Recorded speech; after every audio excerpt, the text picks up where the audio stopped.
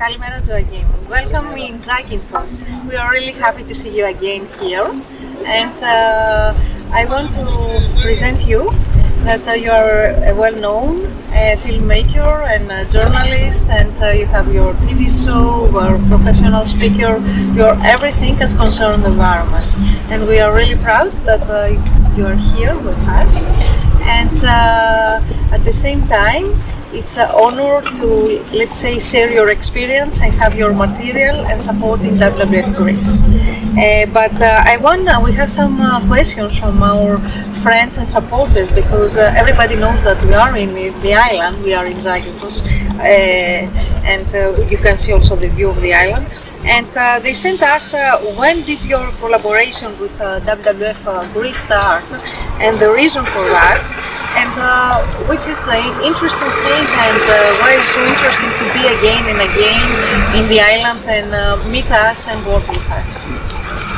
So, first of all, it's fantastic to be here again. I love this island, it's very special in my heart. In my blue heart. Your blue. My blue heart. I came here the first time 2013. It was a job for the Swedish WWF and their little, Panda Planet magazine. And we were about to do a job about the karate. And that's when I met you the first time, and also I started to realize that the problem here is quite complex. It's not only about to conserve the turtles, it's all about living together with turtles and the environment here. It's a marine protected area. It's a challenge, but I saw as well over the years now, I saw that how you work together here with the Marine National Park of Zakynthos, together with Arkelon, together with WWF Greece. It's a good teamwork, and I think that's quite rare. But I think that's a success as well. That you put the prestige aside and you go for it, and you work to have a focus, and the focus is to conserve and save turtles, and that's what I think is brilliant. I love it. Yeah, okay. For telling the truth, really challenging to work together and at the same time to try for the coexistence of nature and wildlife, because as you mentioned, it's an absolutely touristic area, so we have to combine the same period, the tourists and the turtles and the nesting period. So the second question is, how much has the contact with wildlife, nature influenced your philosophy in life? That's a huge question. And I would say it affected me in so many levels, in so many ways. It totally changed me as a person. I was, before I had an amazing encounter with the manta ray, before that I didn't know so much, I didn't see so much, maybe I didn't care so much, but I had this encounter with this beautiful being and I fell in love. And after that, actually, when we came up in the boat, it was in Southeast Asia, the guy opened a beer can, he threw it in the sea, he drank it up and threw it in the sea, and he changed my life, because that was so disrespectful. And after that dive, I started to notice marine debris, ghost nets, destructive human impact, and the effect of learning and understanding that we really is a part of a ecosystem. We're part of nature. We should co-live, not live from and of all the time. And that's it. So it's an inspiration also. It's a huge inspiration. Every time I go underwater, and the other day when we had this encounter with the male caretta, it's like meditation, and to see them in their right environment makes me happy. Yeah. Okay, so let's go to the third question. We can imagine that having dedicated your life in the protection of nature, you must travel very often. How has this affected your relationship with people? With people? There's two sides, both good and bad. I've seen people around the world that are really exposed of industries, and they've been moved and pushed away because they want to exploit with, for example, palm oil or industrial agriculture or forest companies, whatever it can be, fisheries. So my empathy has been, growing towards these exposed minorities, if you like. And I also feel at the same time that we really need to address and fight industrial portions of the industries in different ways, because that's so unsustainable. It doesn't work, and I've seen it over and over and over. So, and also learning to understand different cultures and respect that, and everyone have the right to the culture and history. Yeah, it's tricky, but I think you grow as a person if you travel and meet other people around the world. And for sure you have friends all around the world. Yes, but it's rare, like Zakynthos, I keep coming back here because it means so much to me. And, the very first time I came here, you took great care of me. And you've been doing so every time I'm coming back, and it's amazing. And I think we have a good relationship. You and I, with the marine and national parks, and, I love it. We're a good team here. Of course, you meet a lot of people around the world that you work with and that you care for, and I follow them, but not necessarily come back as I do here. Okay. Yeah. We are like so. So let's go on to the next question. This is what is the most important and at the same time the most demanding mission in which you have been part of? A really huge question, Just decide about your answer. Oh yeah, there's several assignments that's been moving me that I keep on thinking of. One is actually Hope. Her name is Hope. She woke up one day to see that her home was shattered into pieces, and she was surrounded in a desert. So a green desert, a monoculture, a plantation. This is Indonesia, Sumatra. And she was hungry, and she knows that she needs to find food for herself to survive, and to her little baby.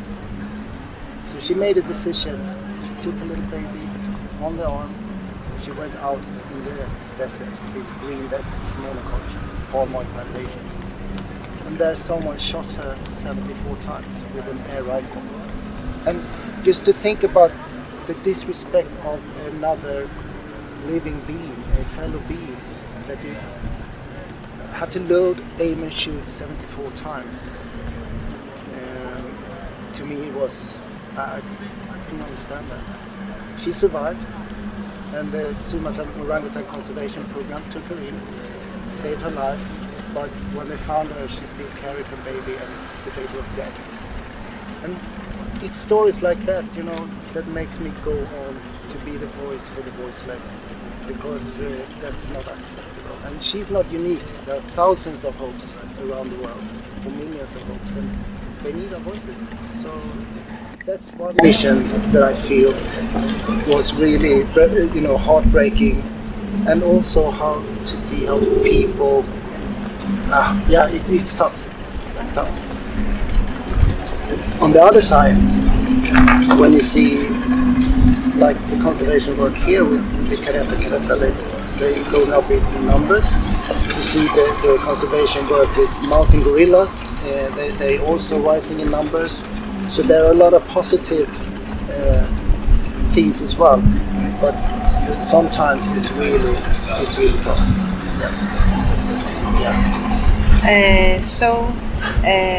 Now I got a little emotional here, but when I think about it, it's Thank you for sharing that with us. And the last one is which animal was the most difficult for you to photograph, film, and why? Oh wow! There's a few as well. I can mention three quick ones. We did a job with my TV show in the Everglades in Florida, and there you have a really big problem with an invasive species, Burmese python, one of the biggest snakes in the world. And we were walking for and they're dangerous. They're big and dangerous, and you have to be careful. And we were walking in this swamp, and it was sinking down in the water, just walking for hours and hours. And I was with this conservationist called Joe. I call him Joe the Snake Man. And suddenly he just screamed, "Oh, there's a bloody snake!" And he threw himself. You almost see that like in slow motion. He threw himself, and he caught the head of the snake. And he pulled up a super big snake, and he said, "I got the head. You take the tail." And I'm not used to handling snakes, so I grabbed it, and I stood there holding. And you know, they have a defense mechanism, so when they feel threatened, they release the anal glands. It's like, so it shit all over me, and it smells so bad. So I was standing, and they filmed me, and I was standing in front of the camera, and that was, you know, that was difficult. One other thing was lately we were filming ghost sharks in the north of Norway in the night, and ghost shark is a really deep dwelling shark / ray. The evolution separate them, and they live very deep, but in the night they come up to eat. And that was also tricky, because you know, you go down there, you have to go down to the sea floor 30 meters, all dark, and you don't know what's going on around you. There are orcas, there are Greenland sharks, and these beautiful ghost sharks. So, and that took some time before we found that, but when we found them, that was amazing. And then one more. Jaguar in Pantanal is also tricky, because it's a lot of water canals and rivers all over the place, and it's green and jungle, and they are really well camouflaged, and they are smart, and they are very difficult to see. But when you do it, it's rewarding. So yeah, that's 3 tricky ones. Okay. Thank you for sharing the experiences, the adventure is really amazing to hear always. So, I think we don't have more questions, but I have one question for you. As far as I know, you like to swim close to a turtle, and you are really friendly, and also the turtles are friendly with you. So, I want to give a name in a female turtle and in a male turtle. If you have the opportunity to offer a name, just... Oh wow! Just like now? Yeah! In a female and in a male. Oh my god! You told us before that you met yesterday a male. What is the thing you are thinking? It's your friend, just give a name. Yeah. It's a tricky question, you know. So do they used to name them? Yeah. Always, and when they like the cameras, we used to say, like I sing the, you know, well-known names, but it's up to you to do that, if you want it. Can I think about it a little? Or yeah, did you have course. to deliver now? No. That's... but was it a male? It was male, the one. Yeah. He didn't have a tail. What was it that? was it, because I have seen that to the film you sent us. Yeah, but someone took it off? Yeah. Okay. Yeah, he looked a little damaged.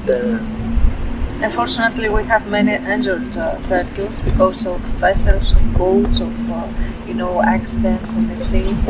But many of them, they handle it, and they are here, like close to us, and they keep, let's say, traveling and mitigate and be back for nesting and maturing.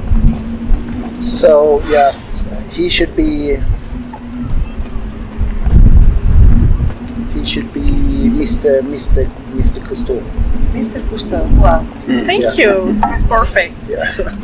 So, and for the lady? For the lady, I think the one you photosed so many times in the past, because until now, this year you haven't seen it yet. Should we be nice there and just simply name her Emma? I was sure about that. Yeah. Okay, yeah, perfect. Yeah. So Emma and Mr. Cousteau. Emma and Mr. Cousteau, perfect. I like it. Yeah. Thank you. Thank you. I want to thank you of being with us, of supporting us, of exchanging your knowledge, your experience, of be part of our efforts and always be so active. Yeah. Because you know it's not really common, and we really appreciate that, and we hope that we are contributing also to your work, and just you give us an inspiration. Oh, thank you, and likewise. Really, I think you guys are. We have much more to do. Okay, yes. We're not finished yet. Yeah, yes, for sure. So let's say to see you again in the future, and let's go to the more, let's say, actions and active way to continue our day. Yeah, we're gonna go swimming with turtles. Yeah. Thank you so much. Thank you, Joakim.